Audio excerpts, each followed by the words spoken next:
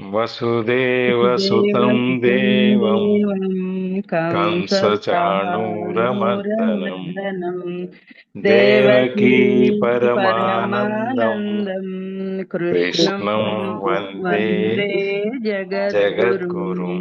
శ్రీకృష్ణం శ్రీకృష్ణం వందే వందే జగద్గురుం. జగద్గురుం సర్వం సర్వం శ్రీకృష్ణార్పణమస్తు. శ్రీకృష్ణార్పణమస్తు. Thank you. Thank you sir. జై కలశ శ్రీరామ్ గారు సార్. వచ్చేసారు. జై శ్రీరామ్ భవాని, జై శ్రీరామ్ ప్రభాని నిన్న గారు. మనం 21, 22 శ్లోకాలు చూసాం. అందులో ఆత్మతో మమేకమైనప్పుడు ఆ సుఖం, ఆత్మ సుఖం, ఆనందం అనేది ఎట్లా ఉంటది, దాన్ని మనం అంతర్ముఖమై ఆత్మ దర్శనం చేసుకుని దానిలో ఆ బ్రహ్మనిష్ట అనే దాన్ని చేసుకున్నప్పుడు మనం ఆ దీంట్లోనే మునిగి సమాధితో కూడుకున్నట్లు అనమాట. అక్షయము ఆ సమాధిలో ఉండిపోతే మనకి ఈ దొరికే సుఖము, ఆనందం ఏదైతే ఉందో అది ఎప్పటికీ నశించదు, తగ్గదు. ఎంత మనం అనుభవిస్తే ఇంకా అంత పెరుగుతూ ఉంటుంది అనమాట. మిగిలినవన్నీ మనం డబ్బు కానీ లేకపోతే ఈ క్షణికమైన బాహ్యమైన ఆనందాలు కానీ ఇవన్నీ మనం ఒకసారి అనుభవించిన తర్వాత రెండోసారి దాని మీద పెద్ద మనకి శ్రద్ధ కానీ మోజు కానీ ఉండదు. కానీ ఇందులో వచ్చేటప్పటికి ఆత్మానుభవం, ఆత్మానందం, ఆ బ్రహ్మ ఈ అంతా మనకి ఆత్మ దర్శనం ఇవన్నీ చేసుకున్నప్పుడు ఈ సుఖం అనేది శాశ్వతమైనది. దీనికి ఎటువంటి నాశనం లేదు. వాడుకున్న కొద్ది పెరుగుతుందే కానీ తగ్గదు. ఇప్పుడు మనకు విద్య ఉందనుకోండి, మనం నలుగురికి నేర్పుతుంటే మనకు కూడా ఇంకా పెరుగుతూ ఉంటుంది. ఇంకా పుస్తకాలు చదవాల్సి వస్తుంది, లేకపోతే ఇంకా కొత్త నేర్చుకోవాల్సి వస్తుంది, ఇంకెవరికైనా నేర్పాలని చెప్పి. ఇవన్నీ విద్యలో మనకి వచ్చే అవకాశాలు. అదే మనం ఎవరికి నేర్పకుండా మనకున్న విద్యని మనమే పెట్టుకుని కూర్చున్నాం అనుకోండి, కొనకాలకి మనం కూడా మర్చిపోతాం పరిస్థితి వస్తుంది అనమాట. అందుకని చెప్పి ఈ ఆత్మసుఖం అనేది కూడా ఇది ఎప్పుడు కూడా దీనికి ఆ అంతం అనేది లేదు. ఈ మిగిలిన వాటన్నిటికీ, ఇది బాహ్య సుఖాలకి, ఈ శారీరక సుఖాలకి, మనస్సు స్పందనలకి, వీటన్నిటికీ కొంత ఎక్కడో చోట ఒక అంతం అనేది ఉంటుంది, మొదలు చివర అనేది. దీనికి మాత్రం ఒక మొదలే కానీ తర్వాత ఇక అంతం అనేది ఉండదు. ఎంతసేపు మనం ఆ దాంట్లోనే మునిగిపోయి దాన్నే ఆనందిస్తూ అనుభవిస్తూ మళ్ళీ ఆ పైలోకాలకి మనం వెళ్ళేట్టుగా మనం చేసుకుంటూ వెళ్తాం. అందుకని ఇక్కడ ఆయన సమాధి స్థితి అని చెప్తున్నారు. ఇప్పటిదాకా మనకి నిష్కామ కర్మ గురించి చెప్పారు, జ్ఞానం గురించి చెప్పారు, ఈ ఆత్మజ్ఞానం ఎలా పొందాలి, దానికి ఏమేం చేయాలి, దానికి ఎన్ని ఉపాయాలు ఉన్నాయని చెప్పుకుంటూ వచ్చి మెల్లగా మనని సమాధి స్థితి వైపు తీసుకెళ్తున్నారు. సమాధి స్థితి అంటే మెడిటేషన్ వల్ల ధ్యానం. ఆ ధ్యానంలో కూర్చున్నప్పుడు మనకి ఏమీ మన మనసు పూర్తిగా ఒక విషయం మీద లగ్నం అయిపోయి ఉంటుంది, కేంద్రీకరింపబడి ఉంటుంది. కాబట్టి మనకి ఇక మిగిలిన వాటి మీద మనకి ఎటువంటి ఆశ, లేకపోతే మోహం, లేకపోతే ద్వేషం, కోపం ఇవేమీ ఉండవు అనమాట. అందుకని మనని నువ్వు బాహ్య సుఖాల కంటే ఈ బయట ఉన్నటువంటి క్షణికమైనటువంటి ఈ ఆనందాలు, లేదా సినిమా చూసి వచ్చాము బాగుందని చెప్పాము, దాని గురించి ఒక 4 రోజులు మాట్లాడుకున్నాము, ఇవన్నీ క్షణికమైనవి. ఒక 2 రోజులు, 3 రోజులు, 4 రోజులు. దాని తర్వాత మనం నార్మల్గా అయిపోతాం. దాంట్లో మామూలుగా మన సామాన్య జీవితంలో మనం వచ్చేస్తాం. మళ్ళీ ఇంకా కొత్తది ఏం జరుగుద్దా అని చూస్తూ ఉంటాం, మళ్ళీ ఆనందించటం. కొంచెం మనకి నెగిటివ్ మైండ్ సెట్ అని కనుక ఉంటే ఇంకా అవతలడికి ఎంత దెబ్బ తగిలిందా, యువతలడికి ఎంత దెబ్బ తగిలిందా, వాడేం చేశాడా, వీడేం చేశాడా అని ఆ ఆనందాన్ని పొందటానికి ప్రయత్నం చేస్తాం. ఇవన్నీ క్షణికమైన ఈ సుఖాలు, ఈ ఆనందాలు ఇవన్నీ కొద్దిగా శాశ్వతం, కొద్ది కాలం పాటు ఉండేవి. వాళ్ళది కొన్ని క్షణాలు పోతాయి, కొన్ని టైం పడుతుంది, వారం రోజులు, 10 రోజులు, ఈ విధంగా.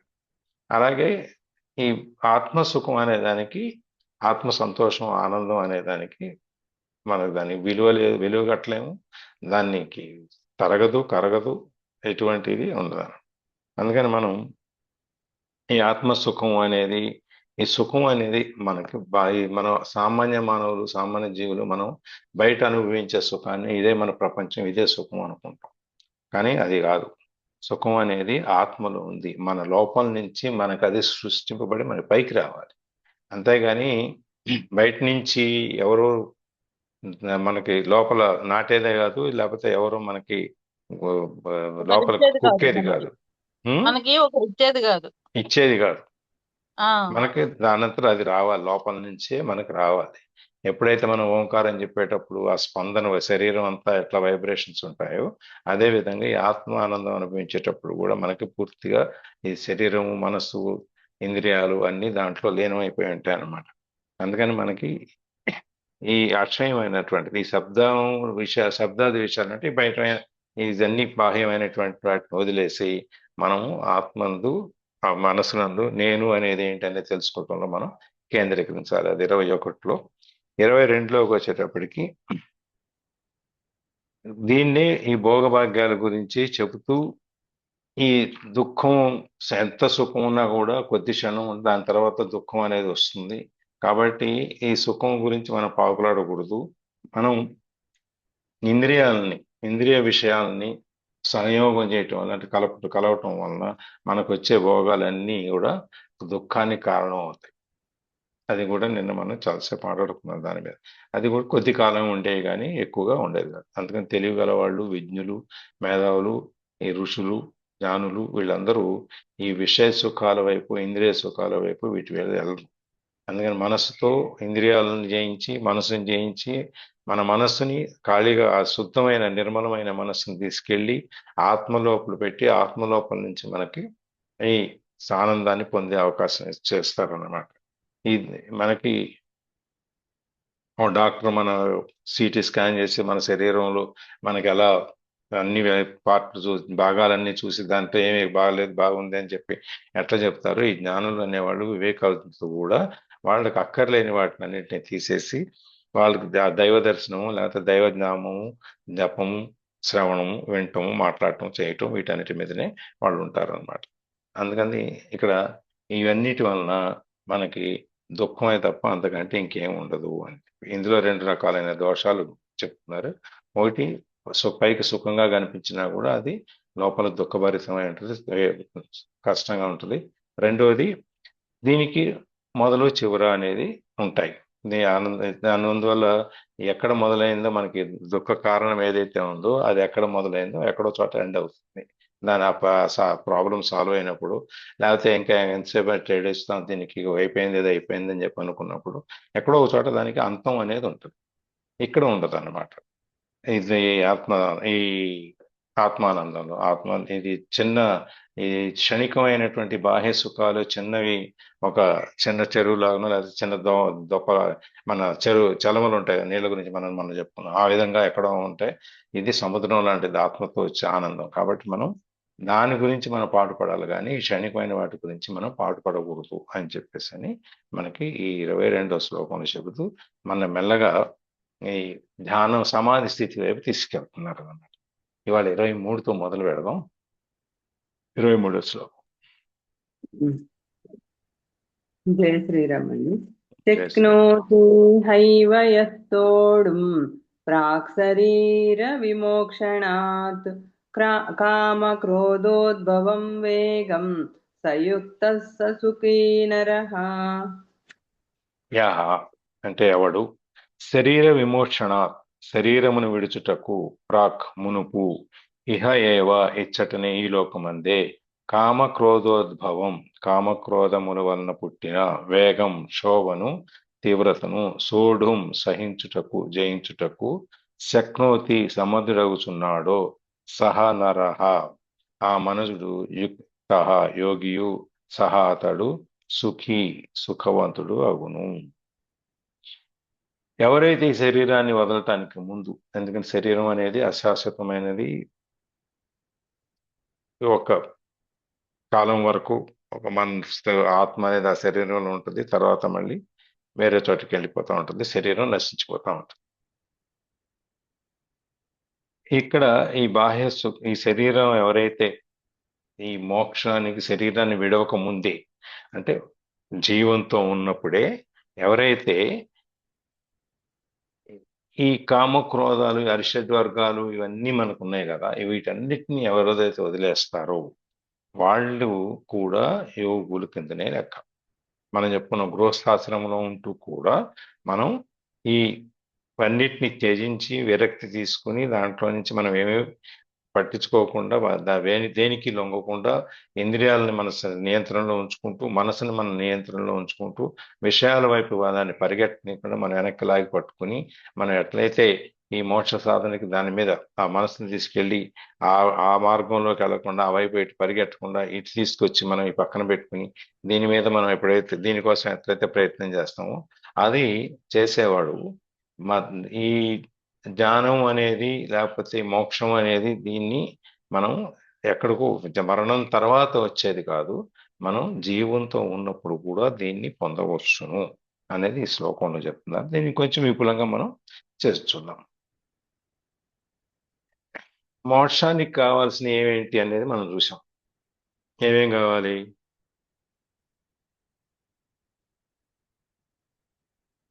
మోక్షాన్ని సాధించాలి అంటే మోక్ష సాధన ఆత్మని చూసుకోవాలి అంటే మనకి కొన్ని రకాలైనటువంటి లక్షణాలు, కొన్ని పద్ధతులు, ఇవన్నీ మనకి స్వామి చెప్పుకుంటూ వచ్చారు. నవవిధమైన భక్తి, 9 రకాల భక్తులు, 12 రకాల యజ్ఞాలు, 12 14 12 రకాలు సార్. 12 రకాల యజ్ఞాలు, తర్వాత 6 లక్షణాలు మనకి ఏమేమి ఉండాలి ఇవన్నీ పొందటానికని, ఇట్లా ఒక్కొక్కటి మనని వీటిని ఏమి పొందాలి, ఇవన్నిటికీ మనం ఏమి సిద్ధం చేసుకోవాలి. ఒక పూజకు సత్యనావతం చేయాలంటే మనం ముందు రోజు నుంచి 2 రోజుల ముందు నుంచి మనం లిస్ట్ అంతా తయారు చేసుకుంటాం, సామాన్ లిస్ట్ అంతా. తర్వాత సహజంగా అందరిలో మంటపాలు ఉండవు కాబట్టి ఆ మంటపం ఎక్కడ దొరుకుద్ది, స్వామివారి విగ్రహం ఆ పట్టం ఎక్కడ దొరుకుతుంది, కొబ్బరికాయలు ఎన్ని కావాలి, పూలు ఎన్ని కావాలి, పంతులు గారిని పిలవాలి, 5 కథలు చదవాలి, దీని ప్రసాదాలు చేయాలి, అందరిని పిలవాలి, ఇల్లు ఎలా పెట్టుకోవాలి, ఎన్ని గంటలకు లేవాలి, ఇంట్లో ఏం వంటలు చేయాలి, బయట ఏం ఆర్డర్ ఇవ్వాలి, అది అన్నీ కాకుండా బట్టలు పెట్టే వాళ్ళు ఎవరు, వాళ్ళని ఎవరిని పిలవాలి, ఎవరిని అక్కర్లేదు, అవి కూడా ఉంటాయి కదా. సార్ మీరు ఇంకా సూపర్ సార్ అసలు.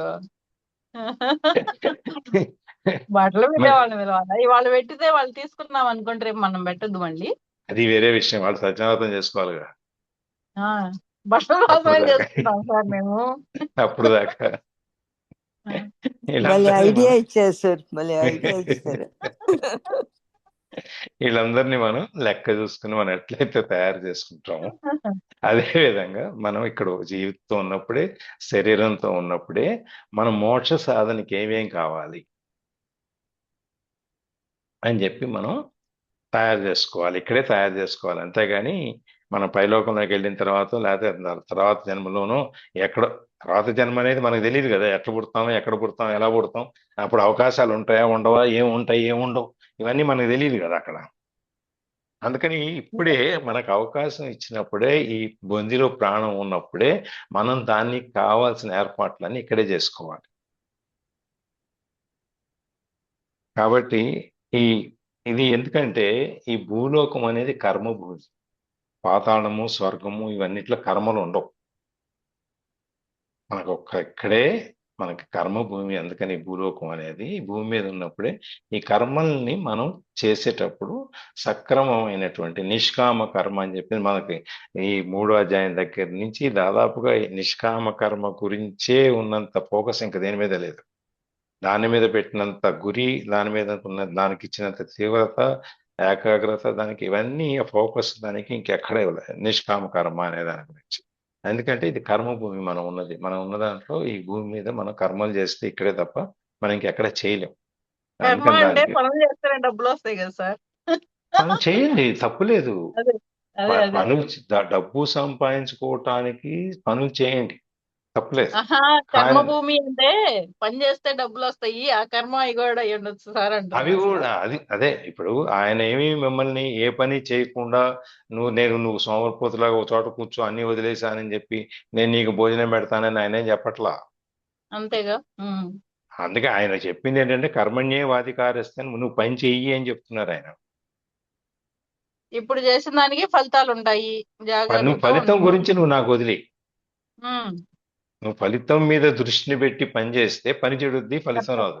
కర్తవ్యం మీ వంతు, కాపాడుట మా వంతు. అది నీ పని నువ్వు చెయ్యి, నేనేం చేయాలో నేను చేస్తా, నేనేం చేయాలో కూడా నువ్వే చెప్పొద్దు. అది ఆయన చెప్పేది. అందుకని నీ పని నువ్వు చెయ్యి. అయితే సంపాదించాలి అనేటువంటి ఒక దుగ్ధ అనేది పెట్టుకుని మొత్తం జీవితం అంతా దాని మీదనే గడిపేసి మీ చివరికి వచ్చేటప్పటికి నేను వెనక్కి తిరిగి చూసుకుంటే ఏమైందంటే పిల్లలు పెద్దోళ్ళు అయిపోతారు, పెళ్ళిళ్ళు అయిపోతాయి, మనవాళ్ళు మనవరాళ్ళు వస్తారు, ఇవన్నీ జరుగుతాయి, కానీ నీకేం జరిగిందో తెలియదు. ఒక ఆయన ఇట్లాగే సంపాదనలో పడి రోజు పొద్దున్న లేచిన దగ్గర నుంచి రాత్రి పడుకునేదాకా ఈ ఫోన్లు మీటింగ్లు అవి ఇవి అని పెట్టుకునేవాడు. ఆ డ్రైవర్ అనుకునేవాడు అంటే ఎందుకోసం ఈయన కష్టపడుతున్నాడు ఇట్లంతా అని చెప్పేసి. సరే కొన్నాళ్ళకి ఆయన పోయాడు పాపం, సంపాదించి. వాళ్ళ ఆవిడ ఏం చేసింది, డ్రైవర్ని పెళ్లి చేసుకుంది ఆయన పోయాక. అప్పుడు అనుకున్నాడు డ్రైవర్ నా కోసం సంపాదించినట్టున్నాడు ఈయన అని చెప్పి. అందుకని నువ్వు సంపాదించు, నీకు ఎంత కావాలో అంతవరకు సంపాదించు. చాణక్యుడు అదే చెప్తాడు, నువ్వు జీతం వస్తుంది నీకు, ఓకే, నువ్వు ఉద్యోగం వదిలేయాలి, ఓకే, దానికి ఒక 2 నెలలు 3 నెలలకు కావాల్సినటువంటి ధనాన్ని నువ్వు సేకరించి పెట్టుకు, ఈ లోపల నువ్వు ఉద్యోగం సంపాదించుకో. అట్లాగే కరువు వస్తుంది అని చెప్పి ఓకే బస్తాలు కొని పెట్టుకోక, ఓ 10 కిలోలు 15, మామూలుగా నువ్వు 4 కిలోలు కొనుక్కుంటే 10 కిలోలు కొని పెట్టు, ఓ 2 నెలల వరకు సరిపడ. ఇట్లా మనము పని చేయటం అనే దాన్ని కానీ, లేకపోతే మనకు కావాల్సిన దాన్ని స్వార్థానికి, నాకు కావాల్సిన దానికి కూడా ఒక హద్దు అనేది పెట్టుకోమని ఆయన చెప్పేది. స్వామి చెప్పేది ఏంటంటే నువ్వు ఏదైనా చెయ్యి, తప్పులేదు, కానీ దానికి ఒక హద్దుతో పెట్టుకొని చెయ్యి. అప్పుడు నీకు ఈ సుఖం అనేది అందరికీ కూడా. మనం కరోనా వచ్చినప్పుడు ఏం చేశారు జనం, బస్తాలు కొనేసి పెట్టేసుకున్నారు లోపల. అంటే అందరూ చచ్చిపోతే వీళ్ళిద్దరే బతుకుతారు, వీళ్ళు ప్రపంచం అంతా వెళ్తారు. అది తప్పు. నువ్వు నలుగురికి ఆ అవకాశాన్ని ఇవ్వాలి. ఇప్పుడు అమెరికాలో కానీ ఇక్కడ కానీ ఎక్కడైనా సరే ఎంతమంది ఎన్ని క్యూలు పెట్టుకుని ఎన్ని దోచుకుని వెళ్ళిపోయి షాపులన్నీ పగలగొట్టేసి ఎంత కావాల్సిన దోచుకెళ్ళిపోయి దాచుకుని మన బతికిపోవాలి, మనం ఒక్కడే బతకాలి అన్న ఆలోచన ఉన్న వాళ్ళు ఉన్నారు చెప్పండి, ఎంతమంది చేశారు చెప్పండి. అలా కాకుండా నీకు ఎంతవరకు అవసరం, ఈ 1 రోజులకి 2 నెలలకి తీసి పెట్టుకో. నువ్వు ఎంత పని చేయాలి, 3 నెలల వరకు నీకు జీతం వచ్చేట్టుగా, లేకపోతే నీకు సేవింగ్స్ ఉండేట్టుగా పెట్టుకో. అందుకని చాణక్యుడు చెప్పిన అర్థశాస్త్రంలో ఇక్కడ చెప్పినా కూడా నువ్వు పని చెయ్యి. నీ పని ఎంతవరకు అంటే దానికి మీదనే నువ్వు ఫలితాన్ని గురించి, దాంట్లో ఆ పని మీదనే నువ్వు పూర్తిగా లక్ష్యం పెట్టుకొని నువ్వు దాంట్లో ఏకం అక్కర్లా. అదే అందుకని మనం ఈ కర్మలు అనేవి ఏవైతే ఉన్నాయో, మనం ఈ పాత జన్మల నుంచి, ముందు జన్మల నుంచి వచ్చే కర్మలన్నిటిని కూడా మనం ఈ జన్మలో నశింపజేసుకోవాలి. ఇవన్నీ క్లీన్ చేసేసుకోవాలి. దాన్ని చేసుకోవాలి అంటే పుణ్యకర్మలు చేయాలి. పుణ్యకర్మలు చేసి నీ మనస్సుని మొత్తాన్ని వినేది లగ్నం చేయాలి. ఎక్కడ భగవంతుడి పాదాల మీద నీ మనసును లగ్నం చేసి నువ్వు ఎప్పుడైతే దాని మీదే కూర్చుంటావో అప్పుడు నీకు ఈ ఆత్మజ్ఞానం అనేది నీకు పొందినప్పుడు నీకు ఈ కర్మలన్నీ నశించిపోతాయి. నశించిపోయి నువ్వు మోక్ష మార్గాన్ని ఎత్తుక్కుంటావు, దాంట్లోకి ప్రయాణం చేస్తావు. ఆ ప్రయాణం చేసినప్పుడు ఇక మనకి ఆ జన్మరాహిత్యం, ఇక ఎక్కడితో ఈ జన్మ అయిపోయింది, తర్వాత జన్మ ఉండదు. కర్మరాహిత్యం, కర్మలన్నీ అయిపోయినాయి కాబట్టి ఇంకా మిగిలిన కర్మలు ఉన్నాయి, దీన్ని అనుభవించాలని మళ్ళీ పుట్టాల్సిన అవసరం ఉండదు, ఏమి ఉండవు. అది మనకి స్వామి ఇక్కడ చెప్పేది ఇందులో. అందుకని నువ్వు ఏమి చేశావు అనేది ఇక్కడే నువ్వు నిర్ణయించుకో. నీకేం కావాలి అనే దానికి కావాల్సిన ఏర్పాట్లన్నీ ఇక్కడే చేసుకో. నువ్వు ఎక్కడో ఇంకో లోకంలోకి వెళ్ళో, ఇంకో దాటికి వెళ్ళో, ఎవరో నీకు సహాయం చేస్తారు, లేకపోతే అక్కడ నేను చేసుకుంటాలే అని వదిలేకు. అందుకనమాట ఈ భూలోకం అనేది, అందుకనే కర్మభూమి అని చెప్పేది. కింద లోకాల్లో కానీ పై లోకాల్లో కానీ ఎక్కడా కూడా ఇట్లాంటి పరమార్థ సాధన. ఇప్పుడు పాతాళంలోకి వెళ్ళాం అనుకోండి, బలిచక్రవర్తి ఉంటాడు, అక్కడ పరమార్థానికి మనం సాధించేది ఏముంటది, అక్కడేం ఉండదు. ఎందుకంటే ఈ కురుక్షేత్ర యుద్ధం అయిపోయిన తర్వాత ధర్మరాజుకి పరిపాలనలోకి వచ్చాడు. అప్పటిదాకా ఆయన పరిపాలన లేదు, రాజ్యం అంటే ఏంటి తెలియదు, చూడటమే కానీ పక్క నుండి పరిపాలన అంటే ఏంటో తెలియదు, ప్రజలు సుఖాలు ఇవన్నీ ఆయనకు తెలిసింది. ఏంటంటే ఇప్పుడు మనలో వాళ్ళలాగా అన్ని ఫ్రీ, గవర్నమెంట్ అన్ని రాజ్యంలో నుంచే, అన్ని రాజుగారి దగ్గర నుంచే ఆ రాజుగారి కోసం నుంచి అన్ని ఇస్తూ ఉంటారు. ఆ విధంగా చూసి ఆహా, నేను నా మీద ఇంతమంది ఆధారపడి ఉన్నారు, నేను రోజు ఇంతమందికి అన్నదానం చేస్తున్నాను, ఇంతమందికి డబ్బులు ఇస్తున్నాను, ఇంతమంది జీవితం ఇస్తున్నాను అని ఉత్సాహపడిపోతున్నాడు. అది ఇంకొంచెం లోపల మనిషి కూడా కొంచెం ఇది వచ్చింది, నా వల్లనే జరుగుతుంది ఇది అని చెప్పాను. ఇది కృష్ణుడు గమనించి, ఇలా కాదు నాయనా, మనం ఇక్కడికి వెళ్దాంరా అని చెప్పి పాతాళాన్ని తీసుకెళ్తాడు బలి చక్రవర్తి దగ్గర. ఆయనేమో కృష్ణుడిని ఆదరిస్తాడు, పూజిస్తాడు, అన్నీ చేస్తాడు. ఈయన పట్టించుకోడు అసలు, ఈయన ఎవరు అని చెప్పని. ఇంకా అప్పుడు కృష్ణుడు పరిచయం చేస్తాడు, ఈయన పలానా ఆయన చాలా గొప్ప చక్రవర్తి భూలోకంలో, అసలు దాన ధర్మాలకి వాటికి వీటికి పెట్టింది పేరు, అది ఇది అని చెప్పేసి అని ఈయన గురించి చెబుతాడు. చెబితే బలి చక్రవర్తి అంటాడు, ఇంతమంది పేదలు, అంటే నువ్వు ఆహారం కోసము డబ్బు కోసం నీ దగ్గర ఎగబడుతున్నారంటే వాళ్ళందరూ లేని వాళ్ళే కదా. డబ్బున్నాడైతే ఏంటి ధనదానంలోనో లేకపోతే బిచ్చంలోనో ఎందుకు కూర్చుంటాడు? కూర్చోడు కదా. అంతే అంతే కదా సార్. కాబట్టి అంటే నీ రాజ్యంలో ఇంతమంది పేదవాళ్ళు ఉన్నారనమాట.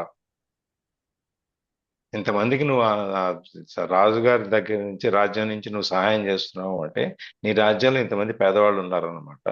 నా రాజ్యంలో ఎవరికైనా కొంచెం బిచ్చం వేద్దామని చూస్తే కూడా మనిషి కనపడ్డు నాకు అని చెప్పి బలి చక్రవర్తి అక్కడ చెప్పినప్పుడు, అప్పుడు ధర్మరాజుకి తెలుగు, ఓహో ఇలా ఉండాలి, ఇలా కాదు అని చెప్పి. అందుకని ఆ కర్మలు అనేది మనం మనంతట మనమే చేసుకోవాలి. ఎవరు కూడా దీనికి మనకు సహాయం చేయరు. ఎక్కడ గురించి కూడా అది ఎవరో చేస్తారని ఎదురు చూడటం కూడా పొరపాటు. సో ఈ కర్మలన్నీ భూలోకంలోనే మనము కర్మలన్నింటినీ అనుభవించగలుగుతాం, ఇంకెక్కడ అనుభవించలేము. అందుకని రామదాసులో కూడా మనకు ఆ శ్లోకంలో లాస్ట్ లో చెప్పింది, అక్కడ ఎన్ని పూజలు, పాటలు, భజనలు ఇవన్నీ లేని ఆ స్వర్గం నాకెందుకు, నాకు హక్కలేదు పోవాయా అని చెప్పి. గుర్తుంది కదా లాస్ట్ భక్త రామదాస్. ఇప్పుడు మనం కూడా చాలాసార్లు చెప్పుకున్నాం దాని గురించి ఇక్కడ. అవునండి. అందుకని మనం ఇక్కడే ఈ ఏర్పాట్లన్నీ మనం ఇక్కడే చేసుకోవాలి. ఈ ఏర్పాట్లన్నీ ఇక్కడే చేసుకున్నప్పుడు ఈ ఆధ్యాత్మ సాధన అనేది మనం ఇక్కడే నేర్చుకుని, ఇక్కడే మనం దానికి కావాల్సిన పునాదిని ఇక్కడే వేసుకుని, ఇక్కడే ఉంటే నీకు అనుభవించడానికి, అక్కడికి వెళ్ళి అనుభవించడానికి కుదురుద్ది అనమాట. ఈ శరీరాన్ని వదలటానికి పూర్వమే ఈ కామక్రోధాదులందరినీ మనం జయించి, మనకి 4 రకాల ఆశ్రమాలు చెప్పారు. ఏంటది?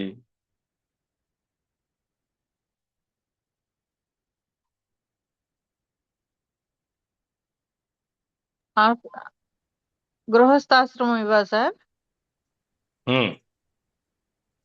గృహస్థాశ్రమం, వానప్రస్థాశ్రమం, సన్యాసాశ్రమం, ఇంకొకటి మనం పుట్టిన దగ్గర నుంచి యవనావస్థకు వచ్చిన తర్వాత, యవనంలో నుంచి మన పెళ్ళు సంసారం అంతా ఏర్పడిన తర్వాత ఇదంతా గృహస్థాశ్రమంలోకి వెళ్ళిపోతుంది.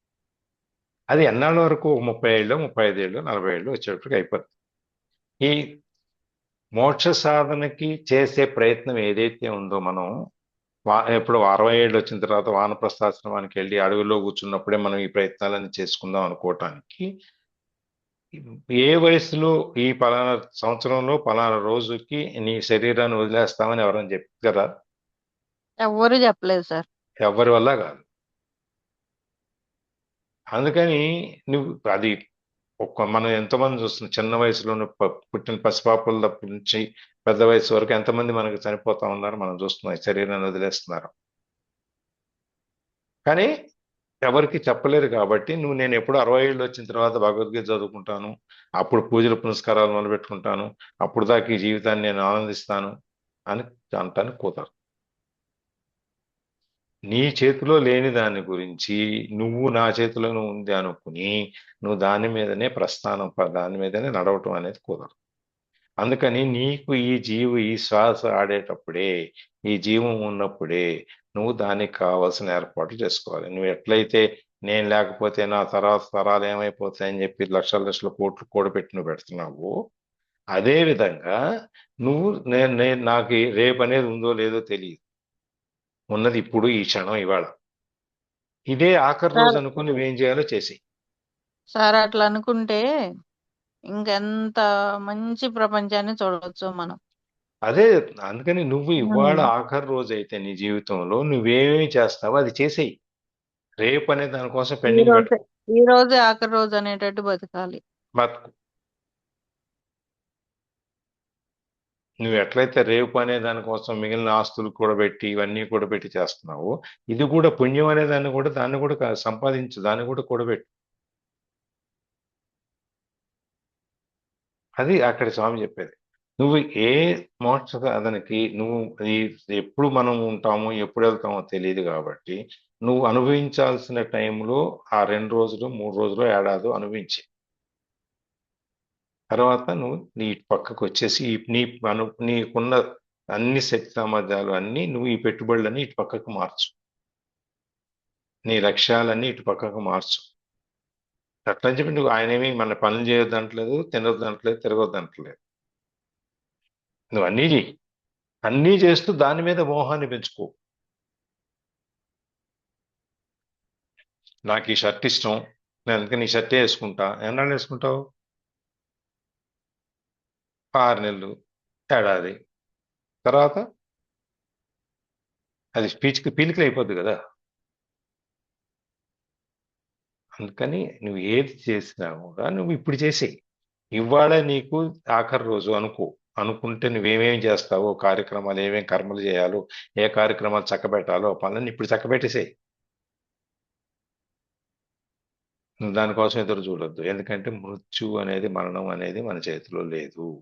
అందుకని ఈ శరీరం ఉన్నప్పుడే, నేను ఎప్పుడో వృద్ధాప్యం వచ్చిన తర్వాత నేను ఈ ఆధ్యాత్మికత వైపునే మరలుతాను, నేను అటు పక్కకి వెళ్తాను అని ఆలోచన నువ్వు పెట్టుకోకు అని చెప్తున్నారు ఇక్కడ.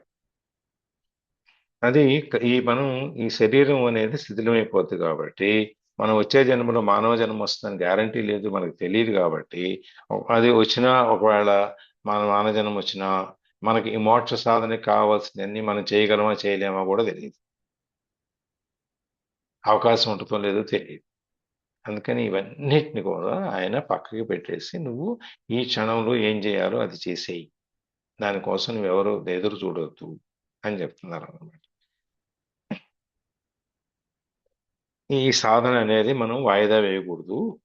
బాల్యంలోను, యవనంలోను, వార్ధక్యంలోనే కాకుండా ఎప్పుడైనా పోతాం కాబట్టి ఇది మనం చేయకూడదు, దానికోసం ఈ వాయిదాలు వేయొద్దు అని చెప్పి ఈ కామము, క్రోధము, ఈ అరిషడ్ వర్గాలు ఏవైతే ఉన్నాయో వాటన్నిటికీ ఫుల్ స్టాప్ పెట్టేసి నువ్వు ఇటుపైకి రా. నువ్వు నీ సుఖాన్ని, నువ్వు సుఖవంతమైనటువంటి జీవితాన్ని నువ్వు గడపాలంటే నీ ఆత్మని దర్శనం చేసుకో, నీ లోపల తిరిగి చూసుకో, నువ్వేముంటావో అనేది తెలుసుకో అని చెప్పి అక్కడికి మనకి స్వామి ఇక్కడ చెబుతున్నారు. సుఖాన్ని ఎవరైతే కావాలనుకుంటున్నారో వాళ్ళు ఈ అరిషడ్ వర్గాలన్నిటినీ వదిలేయాలి. వదిలేసిన తర్వాత అప్పుడు నీవు 2 ముఖ్యమైన మిగిలిన ఏంటంటే, మనం స్వామి మీద లక్ష్యాన్ని పెట్టుకొని, ఆ దీక్షను పెట్టుకొని అనుష్ఠానం చేసుకుంటూ రోజు ఆ కర్మను చేసుకుంటూ మనం ముందుకెళ్ళటమే తప్ప మనం వీటన్నిటి వెనకాల పరిగెట్టకూడదు అని చెప్పి. అందుకని ఇప్పుడే మనకు ప్రాణం ఉన్నప్పుడే ఈ అరిషడ్ వర్గాలన్నీ వదిలేయడానికి ప్రయత్నం చేసి నువ్వు దాన్ని ఎప్పుడే ఈ మనస్సుని, ఆ ఇంద్రియాలని అన్నిటిని దాంట్లో నుంచి జయించి ఈ ఆత్మానందం అనేది, ఈ అపారమైన సుఖం, ఈ ఆత్మను మనం దర్శనం చేసుకున్నప్పుడు వచ్చే సుఖం అనేది దానికి ఇంత అంత అనేది మనం కొలతలైపు కుదరదు. కాబట్టి దాన్ని అనుభవించటానికి నువ్వేం చేయాలో అది చెయ్యి అని చెప్పి ఈ శ్లోకంలో మనకి చెప్తున్నారు. అందుకని ఆధ్యాత్మ మార్గంలో మనం ప్రయాణం చేయాలనుకునే వాళ్ళకి అప్రమత్తత అనేది అవసరం. తర్వాత సోమర్థనం పనికిరాదు.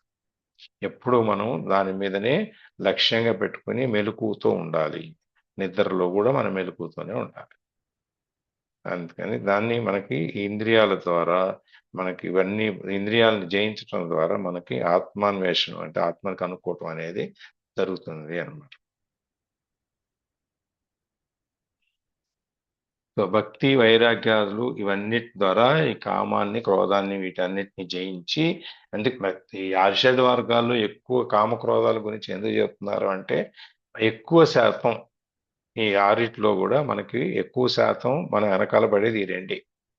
అందుకని ఈ రెండిటి గురించి ఎక్కువ సార్లు చెప్పుకుంటూ వస్తున్నారు, కామక్రోధాలను వదిలే అని చెప్పారు. ఆ 2 వదిలేసినప్పుడు మనకి మనసు ఇంకెటు పరిగెట్టదు అని చెప్పేశారు.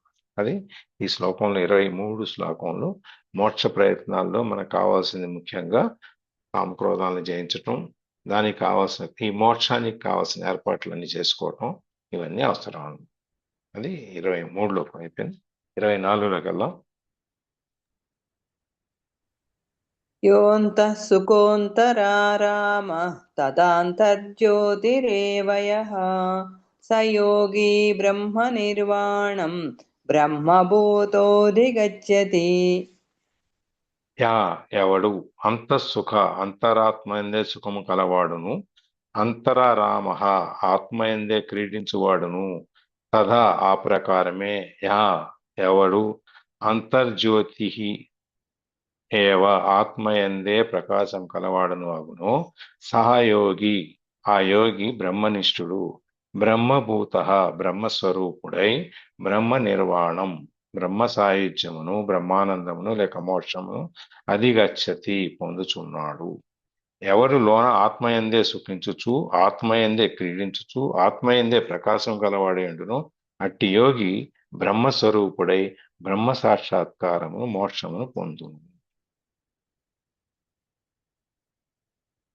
బ్రహ్మ అంటే బ్రహ్మనా సార్? బ్రహ్మ బ్రహ్మ కాదు. బ్రహ్మ అంటేనా? బ్రహ్మ అంటే మనం సృష్టికర్త అనుకుంటాం కదా సార్. అదొకటి. బ్రహ్మని మన ఆత్మని ఆత్మ ఇంకా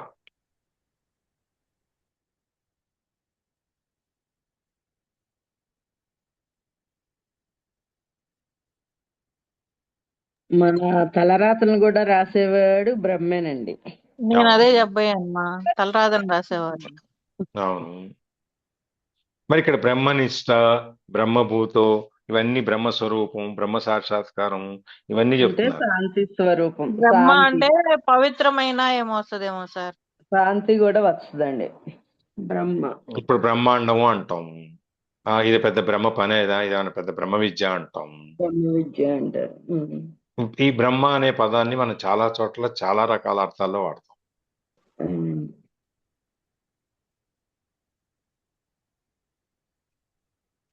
జయశ్రీ ఉన్నారా? మ్యాటన్ పిలవండి ఒకసారి. జయశ్రీ ఉన్నారేనా సార్? జయశ్రీ జయశ్రీ ఉన్నారా? బ్రహ్మ అంటే ఏంటి? మొత్తం ఈ చెప్పండి. మొత్తం ఈ ప్రపంచంలో ఉన్న మొత్తం శక్తిని కలిపే బ్రహ్మ అంటాను. ఆయన్నే బ్రహ్మ అన్నమాట. అన్నిటికన్నా ముందర ఉన్న ఆయనే బ్రహ్మ అన్నట్టు వస్తుంది అనుకుంటున్నాను సార్. మొత్తం ఎందుకంటే ఈ ఇంకా శ్లోకం ఆయన తప్పించి ఇంకెవరు లేరు అన్నట్టు. ఇంకా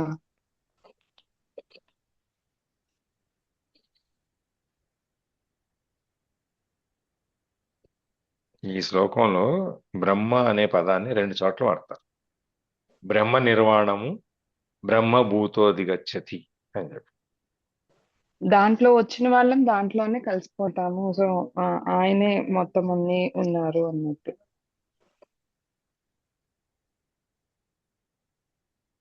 అనుకుంటున్నాను సార్. తెలియదు.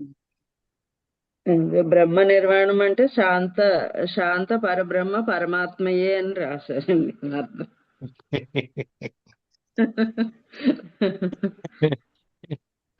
మీరు పుస్తకం గురించి చెప్పని. మరి మన తలరాత్రులు రాసేవాడు బ్రహ్మేనండి. అదేమో చూడకుండా చూసంటే బ్రహ్మ నిర్మాణం అంటే శాంతి బ్రహ్మ పరమాత్మయే అని రాశారు. ఇప్పుడు మనము కొంతమంది హ్యాండ్ రైటింగ్ ఉంటది, చేతివాత చదవటానికి మనం అలా కాదు, ఇదేదో బ్రహ్మరాతలాగా ఉందిరా అంటాం. అంటే ఇప్పుడు బ్రహ్మ రాసిందేనా అది కూడా?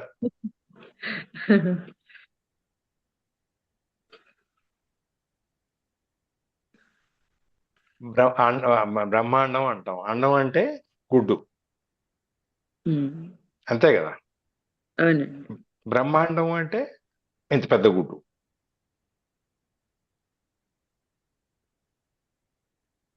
బ్రహ్మాండం అంటే ఇంత అని కొలత లేకుండా ఉన్నది బ్రహ్మాండం. అది ప్రపంచం అంతా నిండిపోయిందనే బ్రహ్మాండం, ప్రపంచాన్నే బ్రహ్మాండం అంటారు. అందుకనే ఈ ప్రపంచం ఇదంతా కూడా ఒక అండాకారంలో ఉంటది, గుడ్డు షేప్ లో ఉంటది అంట. అది బ్రహ్మాండం అంది, అందుకని బ్రహ్మాండం అని చెబుతాం. అట్లాగే ఇది బ్రహ్మ విద్య అంటే అది ఆ విద్యలో అది అంత గొప్పదన్నమాట. అది వెటకారంగా గాను వాడతారు, ఇటు కూడా వాడతారు. అది మనం మరి ఈ పక్కనే తీసుకుందాం, మనకు సానుకూలంగా. అందుకని బ్రహ్మ విద్య అన్న బ్రహ్మరాస అన్న ఏదైనా కూడా దీనికి మించింది ఇంకేమి లేదు. సామాన్య స్థితికి ఆ పై స్థితికి ఆ పై స్థితికి వెళ్ళిన తర్వాత వచ్చేది బ్రహ్మస్థితి.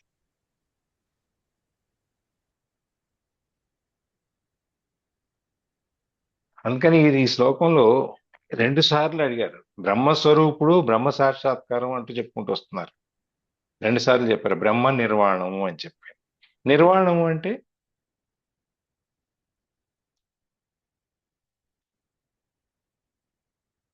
ఆయనలో కలిసిపోవడాన్ని నిర్వాణం అంటారు కదా.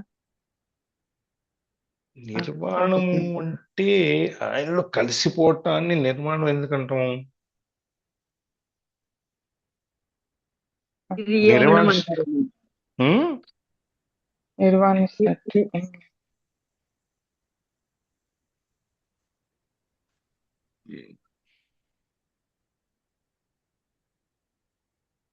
అది మనం ఇక్కడ నిర్వచనం కనుక చూస్తే, నిర్వాణము అనేది మానవ గ్రహణ శక్తికి, జనన మరణ చక్రానికి అతీతమైన అంతిమ విముక్తి స్థితి. అదే మోక్షం కదా సార్, అదే కదా ఆయనలో దాన్ని ఏమంటున్నారంటే అత్యున్నతమైన జ్ఞానోదయం. మోక్షం అనేది మన ఈ తర్వాత వస్తుంది, మన జన్మ తర్వాత. కానీ నిర్వాణం అనేది బుద్ధుడు చెప్పినా, బౌద్ధ మతంలో చెప్పినా, ఎక్కడ చెప్పినా కూడా ఈ జన్మలోనే మనం బతికుండగానే. దాన్ని మనం ఇంగ్లీష్లో చెప్పాలంటే దాన్ని ఏమంటాం అంటే సెల్ఫ్ యాక్చువలైజేషన్ స్టేజ్ అంటాం. మన ఆత్మని మనం తీసుకెళ్ళి మన జీవితంలో పొందుతూ ఉండగానే ఆత్మని తీసుకెళ్ళి మనం అక్కడ పైన ఊర్ధ్వలోకాలకు పెట్టగలిగినప్పుడు దాన్ని నిర్వాణ స్థితి.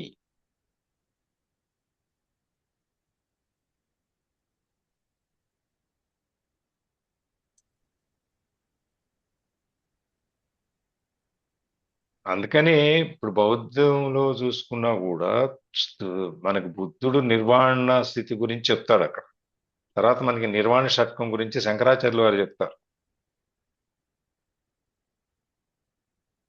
ఎవరు నిర్వాణ షట్కం గురించి ఎవరైనా చెప్పగలిగాడు ఉన్నారా? అని చెప్తారా? ఎవరికన్నా? అది చాలా సార్లు పెట్టాను కూడా సార్ నేను దాంట్లో గ్రూప్ లో చెప్పండి. కూడా. ఇప్పుడు చెప్పండి. అంటే ఏది నేను కాదు అన్నట్టు చెప్తారనమాట. మనోబుద్ధి అహంకార, ఒక్క నిమిషం సార్ చూస్తాను. అంటే ఈ మనస్సు నేను కాదు, ఈ కళ్ళు నేను కాదు, ఈ ముక్కు నేను కాదు, అని తినేవాడు నేను కాదు, అండ్ తిన్నది కూడా నేను కాదు అన్నట్టు చెప్తారు. ఒకసారి చదివేదా సార్ నేను అది చదవండి, దానికి ఎందుకంటే మనం గ్రూపులో ఎన్ని పోస్టులు పెట్టినా దాన్ని చూసేవాళ్ళు, చదివేవాళ్ళు, గుర్తుంచుకునే వాళ్ళు చాలా తక్కువ మంది ఉంటాం. నేనే చదవలేదు ఎవరిదాకా. అదే సార్, మామూలుగా ఇది నేను మీకు ఇచ్చేదా, ప్లే చేస్తారా లేకపోతే అట్లా చెప్పమంటారు? చెప్పేసి మనోబుద్ధి అహంకార చిత్తాని నాహం న కర్ణౌ న జిహ్వా న చక్రా న నేత్రి.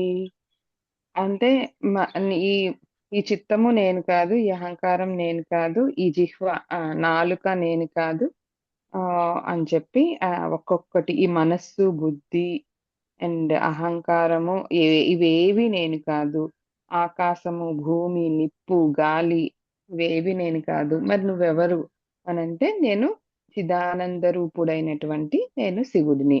అంటే మనం కానివి ఏవో 4 లైన్లో చెప్తారు, కానీ నువ్వు ఏది అనేది మాత్రం ఒకే లైన్ లో చెప్తారండి. చిదానంద రూపుడైనటువంటి శివుడిని నేను అని చెప్పి చెప్తారనమాట. మళ్ళా సెకండ్ దాంట్లో నవ్యాహ భూమిర్న తేజో న వాయుః చిదానంద రూపం శివోహం శివోహం.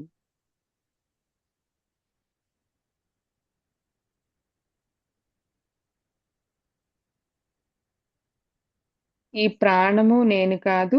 ఈ ప్రాణంలో ఉన్న అపాన అంటే వాయువులు ఉన్నాయి కదా, అపాన వాయువు, వ్యాన వాయువు, ఉదాన వాయువు, సమాన వాయువు. ఈ వాయువులు ఏది నేను కాదు. 7 ధాతువులు మనకుండే ధాతువులు ఉన్నాయి కదా, రక్తము, మాంసము, అండ్ అస్థి, మజ్జ, రసము, శుక్రము, ఇవి ఏవి కూడా నేను కాదు. 5 కోశములు కూడా మనకి 5 కోశాలు ఉన్నాయి కదా, అన్నమయ కోశము, ప్రాణమయ కోశము, మనోమయ కోశము, విజ్ఞానమయ కోశము, ఆనందమయ కోశం. ఇవి కూడా నేను కాదు. వాక్కు మాట్లాడేది నేను కాదు. పాదం నడిచేది నేను కాదు. పాయువు అంటే ఆ చేసే చేతులున్నది కాదు. అండ్ ఉపవస్తులు మళ్ళా 3 అవస్థలు ఉంటాయి కదా, లేచి ఉండడము, పడుకోవడము, అండ్ ఈ అవస్థలు కూడా నేను కాదు. ఏది నేను కాదు అని చెప్పి చెప్తారు. మళ్ళా నువ్వు ఎవరు అనంటే చిదానంద రూపుడైనటువంటి నేను శివుడిని అన్నట్టు చెప్తారనమాట. అలా నువ్వు ఏదో చెప్పేదానికి, నువ్వేది కాదో చెప్పేదానికి 4 దాంట్లో చెప్తారు. కానీ నువ్వెవరో చెప్పేదానికి ఒకే ఒక లైన్ లో నువ్వు చిదానంద రూపుడైనటువంటి శివుడివి అని చెప్పి. మళ్ళా అదే నీకు ద్వేషము నువ్వు కాదు. అంటే ఈ ద్వేషము నువ్వు కాదు. అనురాగం కూడా ఏదైనా ప్రేమించడం అది కూడా నువ్వు కాదు. అండ్ లోభము నువ్వు కాదు. మోహం కూడా నీకు లేదు. మధము లేదు. మాత్సర్యము లేదు. ధర్మం లేదు. అర్థం కూడా లేదు. కామం కూడా లేదు. అండ్ మోక్షము లేదు. మోక్షం కూడా లేదని చెప్తారు దీంట్లో అయితే. అంటే ఇంకా అది సూపర్ స్టేట్ ఆఫ్ ఏమంటారు, జ్ఞానోదయం అన్నట్టు వస్తుందేమో. మరి మోక్షం కూడా నాకు లేదు. మరి నువ్వెవరు అంటే నేను చిదానంద రూపుడైనటువంటి శివుడిని అన్నట్టు చెప్తారన్నమాట. ఆయనకి మోసం ఉంటుంది, ఆయన మోసం ఉంటుంది కదా. అదే నేనే ఆయన అయినప్పుడు నాకు ఇంకేముంటది మోక్షం అన్నట్టు చెప్పారనమాట. నాకు పుణ్యము లేదు, పాపము లేదు, సుఖము లేదు, దుఃఖము లేదు, ఏ మంత్రము నాకు అక్కర్లేదు, ఏ తీర్థము అంటే అక్కడ తీర్థాలకు వెళ్ళాలి అని కూడా లేదు. అండ్ నాకు వేదాలు లేవు, యజ్ఞాలు లేవు, నేను భోజనం చేసేవాడిని కాను, తినే పదార్థము నేను కాదు, తిన్నవాడను కూడా నేను కాదు అని చెప్పి చెప్తారు. మరి నువ్వెవరు అంటే చిదానంద రూపుడైనటువంటి శివుడిని అని చెప్పి చెప్తారనమాట. మళ్ళా మృత్యువు కూడా నేను కాదు. సందేహాన్ని కూడా నేను కాదు. నాకు జాతి లేదు, మతం లేదు, నాకు తండ్రి లేడు, తల్లి లేదు, జన్మ లేదు, బంధువు లేడు, అండ్ మిత్రుడు లేడు, గురువు కూడా లేడు, శిష్యుడు కాదు కూడా నేను కాదు అని చెప్పి చెప్తారు. నువ్వెవరు అంటే చిదానంద రూపుడైనటువంటి నేను శివుడిని అని చెప్పి చెప్తాను. నేను నిర్వికల్పుణ్ణి, నేను ఆకారం లేనివాడిని, అంతటా వ్యాపించి ఉన్నాను, అన్ని ఇంద్రియములతో సహా నాకు సంబంధం అనేది లేదు, మోక్షం కూడా లేదు, బంధం కూడా లేదు, చిదానంద రూపుడైనటువంటి శివుడిని నేను అని చెప్పి చెప్తారు. అంటే ఆయన యొక్క ఆయనలో కలవాలి అంటే ఆయనలాగే ఉండాలి అన్నట్టు. నాకు మోక్షం కూడా లేదు, నేను ఆయన ఒకటే అన్నట్టు చెప్తారనుకుంటున్నాను సార్.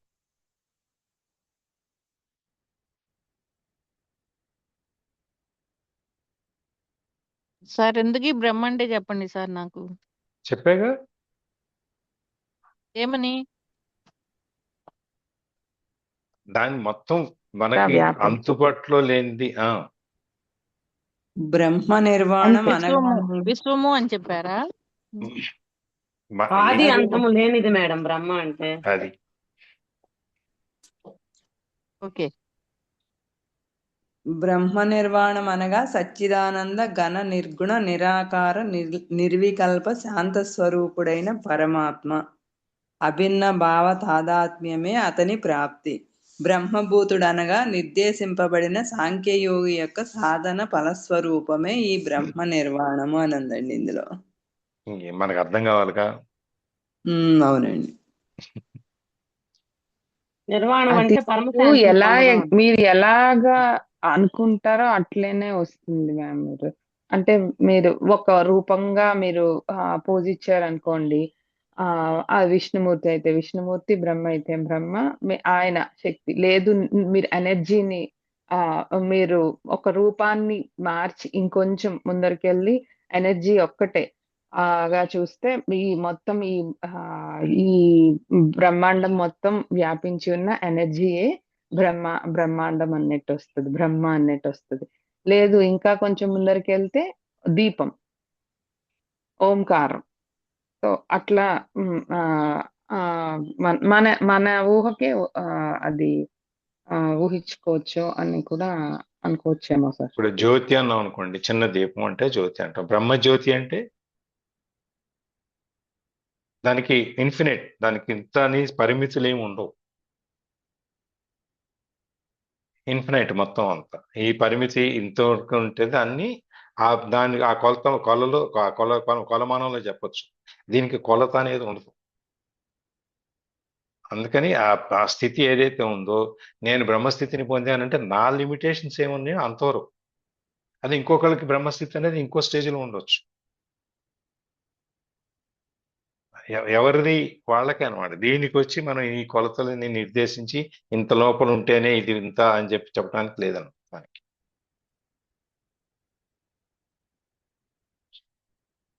సో ఇక్కడ మనం ఈ శ్లోకంలో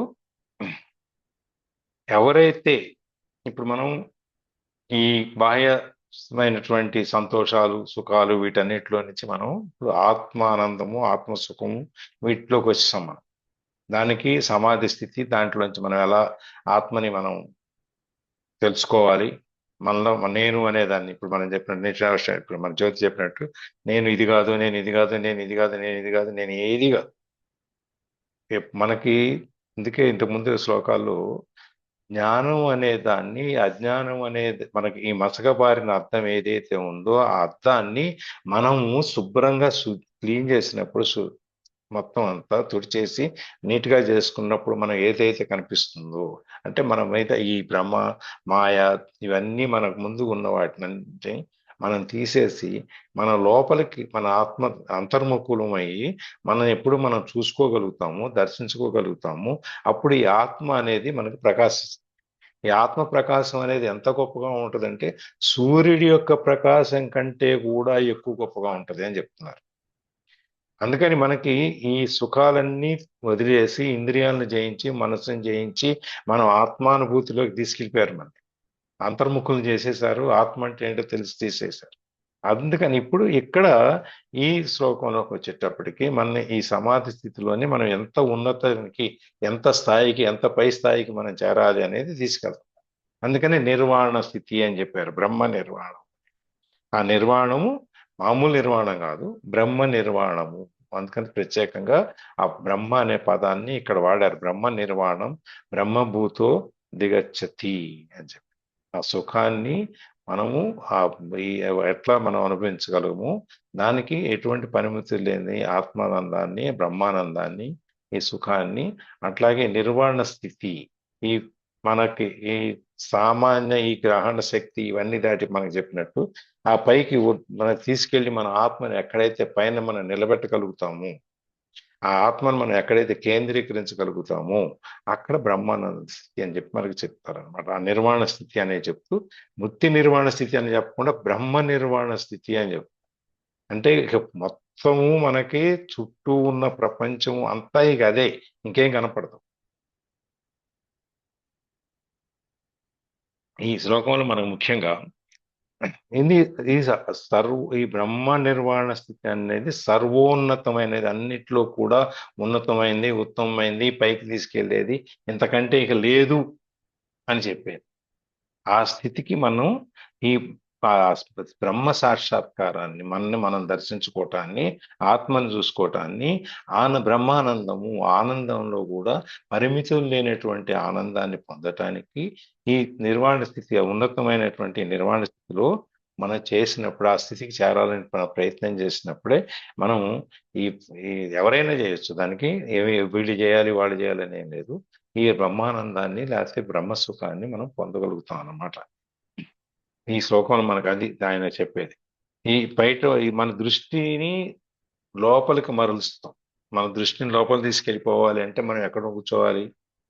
మనం ఇట్లా కూర్చొని లోపలికి వెళ్ళమంటే వెళ్ళలేం కదా. అందుకని దానికి ధ్యానం అనేది అవసరం.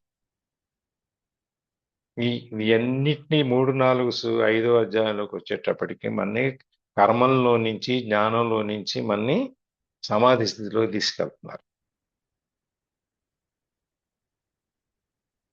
ఈ మనకి మొత్తము స్వస్వరూపాత్మ అనేదాన్ని తీసుకెళ్తుంది. అక్కడికి చెప్తున్నారు మన యొక్క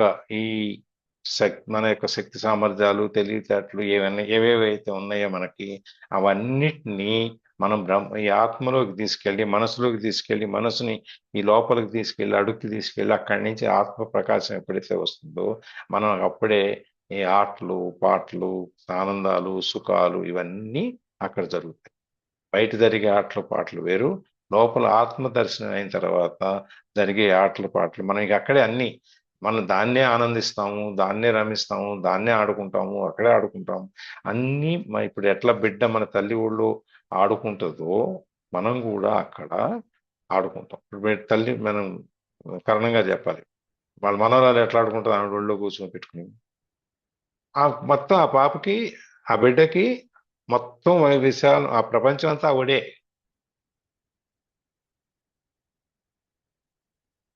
ఇంకేం లేదు. అట్లాగే మనం కూడా యాక్చువల్ గా చెప్పకపోతే మనం ఇది చదువుకున్నదంతా కూడా అట్లా ఉండమనే కదా. తనకేమి లేదు కదా లోపం. అదే కదా, ఏమీ లేదు. అజ్ఞానం అనే దాన్ని తీసేస్తే, ఇవన్నిటిని పక్కకు తోసేస్తే మిగిలింది జ్ఞానం. జ్ఞాన స్థితిలో మనకు ఉండేది ఆత్మ. అప్పుడు అందుకని ఆ నిర్వాణ చివరికి వచ్చేటప్పటికి ఆ చిదానందుడు, చిత్స్వరూపుడు, శివుడు అన్ని నేనే. మేబీ అందుకోసమే పిల్లలు దేవుడితో సమానం అంటారేమో సార్. అయ్యుండొచ్చు. బాలవాకు బ్రహ్మవాకు అంటారు కదా. ఏమి ఉండదు కదా వాళ్ళకి అసలు. వాళ్ళకి ఎటువంటివి వ్యామోహాలు ఏమి ఉండవు కదా వాళ్ళకి. 3 years వరకు మహా అయితే 3 కూడా లేదు సార్ ఇప్పుడు. ఇప్పుడు 1 yearకి అయిపోయింది. 1 yearకి అయిపోయింది. వాళ్ళు 1 yearకి నాకు ఇది కావాలి, నాకు అది కావాలని చెప్పేస్తున్నారు. మా మనవరాలు చెప్పుద్ది ఏం కావాలంటే చాక్లెట్ ఐస్ క్రీమ్ అంటది లెవెల్లో. అది దానికి ఇప్పుడే చాక్లెట్ ఐస్ క్రీమ్ చెప్తుంది అనమాట. అట్లా వీళ్ళకందరికీ మనకి ఈ బ్రహ్మస్థితిని మనం పొందటానికి ఇప్పుడు మనకి ఈ సమాధి స్థితి, ధ్యానం అనేది అవసరం. ధ్యానంలో కూర్చున్నప్పుడు మనం ఇవన్నీ వదిలేసి సర్వసంగ పరిత్యాగం, అన్ని సంఘాలు, అన్ని అసోసియేషన్, మనకు అన్ని బంధాలు, వీటన్నిటిని వదిలేసి ఉంటాం కాబట్టి అప్పుడు మనం ఈ బ్రహ్మస్థితిని లేకపోతే నిర్వాణ స్థితిని మనం పొందుతాము అని చెప్పి ఇవాళ ఈ ఇంట్రడక్షన్ ఆపుదాం.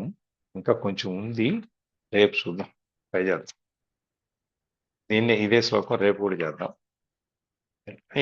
ఈ అన్ని 3 రకాలైనటువంటి స్థితులు చెప్తారు. ఒకటి దీంట్లో బాహ్య సుఖం అనేది అంటే ఏంటి అని చెప్పని, రెండోది క్రీడ అంటే ఏంటి, మూడోది జ్యోతి అంటే ఏంటి, ఈ మూడింటి వల్ల మనకి ఎట్లా మోక్షం అనేది వస్తుంది అనేది ఇంకొంచెం విపులంగా చెప్తున్నారు. మనం ఇవాళ నిర్వాణ స్థితి అంటే ఏంటి, బ్రహ్మస్థితి అంటే ఏంటి చూసాం కాబట్టి రేపు దీన్ని ఇంకొంచెం సరే మళ్ళీ టచ్ చేసి నెక్స్ట్ శ్లోకానికి వెళ్దాం.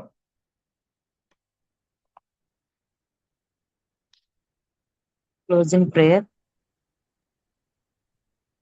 యోగేశం సచ్చిదానందం వాసుదేవం వ్రజప్రియం ధర్మ సంస్థాపకం వీరం కృష్ణం వందే జగద్గురుం. శ్రీకృష్ణం వందే జగద్గురుం. సర్వం శ్రీకృష్ణార్పణమస్తు. Thank you sir. Thank you అండి. థ్యాంక్ యూ అందరికీ. Thank you sir. Thank you. ఇంకెవరైనా దీంట్లో యాడ్ చేయగలిగితే సంతోషం. మాన్య ఎవరు? శ్రీలక్ష్మీదేవి కాదు కదా? పాప మాన్య. ఎవరు? వేణుగారు. మా పాప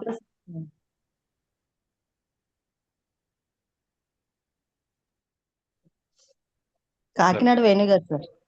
అర్థమైంది వేణి. మీ పాప పేరు మాన్యానా? కే వేణి. అవును సార్. అవును. Okay okay. రికార్డింగ్ ఆపేద్దాం. ఇంకెవరైనా ఏమైనా యాడ్ చేస్తున్నారు?